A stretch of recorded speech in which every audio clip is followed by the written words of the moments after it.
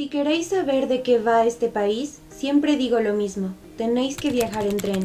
Mirad afuera mientras avanzáis a toda velocidad y descubriréis el verdadero rostro de América.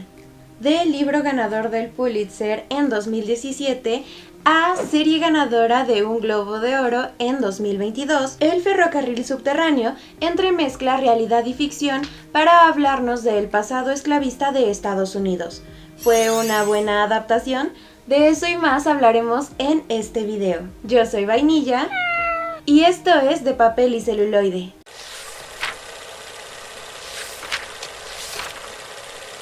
En esta historia, nuestra protagonista es Cora, una joven esclava de una plantación de Georgia que accede a escapar junto con César, un joven llegado desde Virginia que le habla de el ferrocarril subterráneo, a través del cual pueden escapar hacia los estados del norte y conseguir su libertad. Pero durante su trayecto deben escapar de Ridgway, un cazador de esclavos que está obsesionado con Cora, ya que la madre de esta, Mabel, logró escapar de él hace varios años. Lo más llamativo de esta historia es esta idea literal de una red ferroviaria bajo tierra, que es la noción ficticia del autor para un evento que realmente ocurrió en la historia de Estados Unidos. El ferrocarril subterráneo fue una red clandestina organizada por abolicionistas para ayudar a los esclavos de los estados del sur a escapar hacia los estados libres del norte o hasta Canadá. Las primeras menciones al ferrocarril subterráneo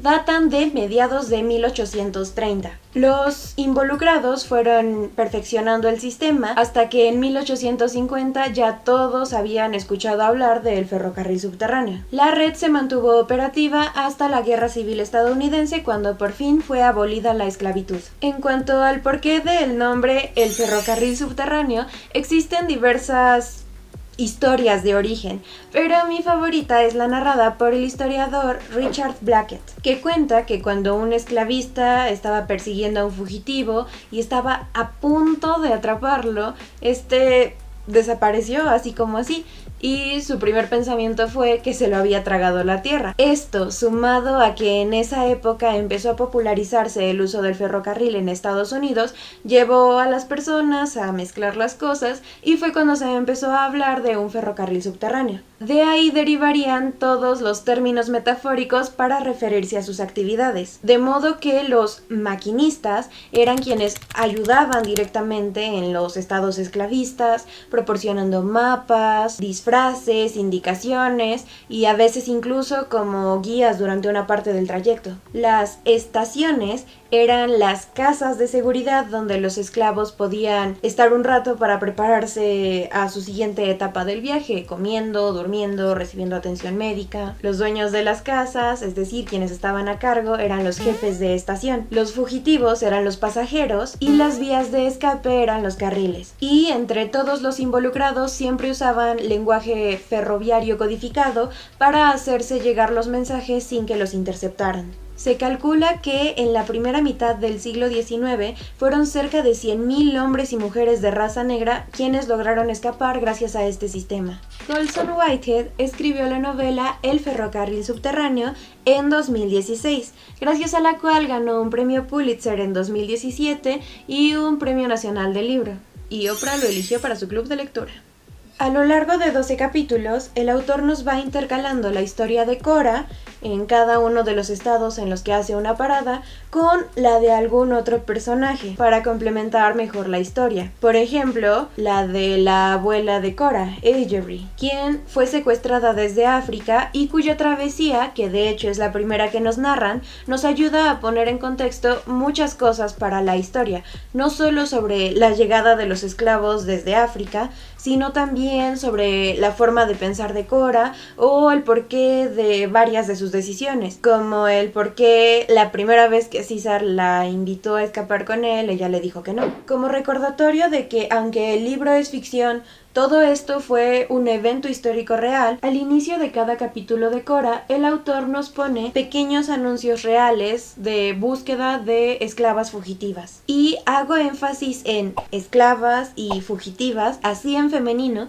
porque es algo muy importante en la historia. Y es que sí, Todos los esclavos sufrieron, pero el infierno de las mujeres fue diferente. Originalmente, el autor quería que el protagonista fuera un hombre que quería buscar a su esposa o a su hijo, pero durante el proceso de preproducción del libro, se topó con la autobiografía de Harriet Ann Jacobs, una esclava fugitiva que narra su experiencia en la plantación y el cómo, por el hecho de ser mujer, el dejar de ser niña era una pesadilla, porque significaba que el dueño de la plantación en cualquier momento podía decidir tomarte como esclava sexual y que todos esperaban que pronto empezaras a tener muchos hijos para que el terrateniente tuviera más ganancias, ya sea como más manos para recolectar o por las ventas de los esclavos. Leer esto hizo que el autor decidiera que la protagonista mejor fuera una mujer, Cora, porque quería explorar este lado de la historia. En cuanto a la fidelidad histórica,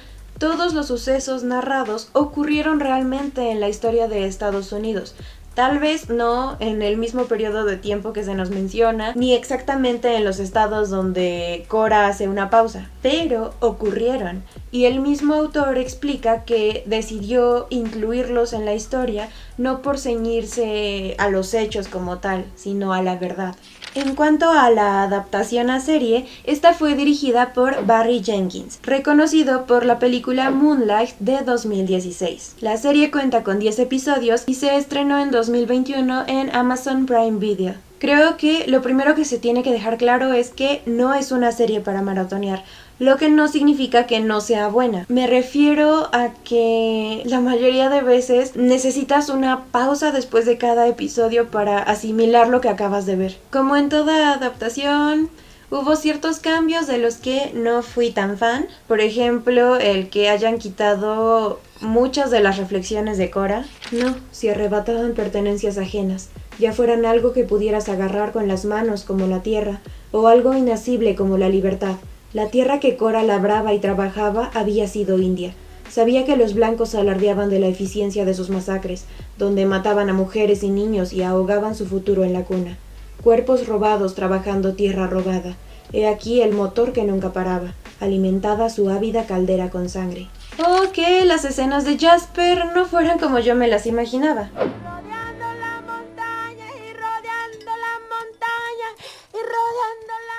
Será mejor que rodee pronto la montaña porque si no le voy a dar unos cates. Lo cual entiendo porque creo que era un toque muy cómico que no combinaba con la sobriedad de la serie, pero lo extrañé. Sin embargo, existieron cambios que me parecieron bastante interesantes, como la inclusión del personaje de Grace, quien al principio me tenía un poco reacia porque yo creí que le iban a pasar a Martin, el hombre que la resguarda en Carolina del Norte, el arco argumental del padre de Ethel, la esposa de Martin, quien había tenido un hijo ilegítimo con una esclava. Pero no, en realidad este personaje es un guiño a otra de las novelas de Whitehead, La Intuicionista, además de servir para recordarnos que esta no es solo la historia de Cora, sino la historia de la lucha de toda una raza. Lucha que, por cierto, sigue vigente. Algo que Jenkins nos recuerda al final de cada episodio al incluir canciones contemporáneas que hablan de racismo.